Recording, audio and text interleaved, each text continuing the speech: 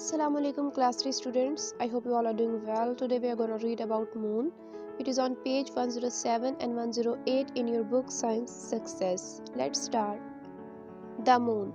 We can see the moon in the sky at night. At times it is also visible in the day. Visible means able to be seen. The moon is a natural satellite of the earth. A satellite is an object that goes around a planet. The moon goes around the earth.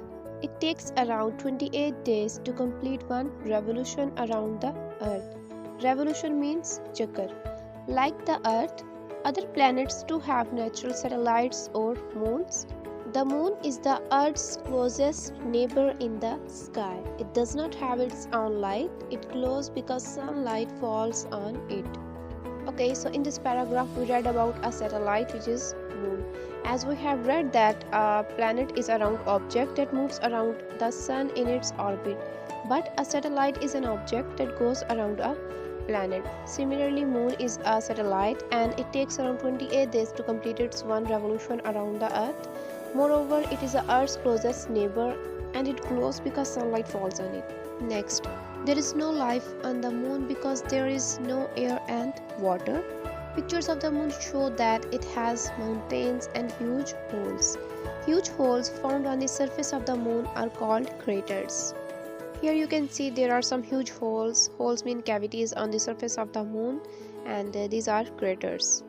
Next, the moon appears to change its shape every night. Sometimes we see the full moon, and sometimes we only see a part of the moon at all.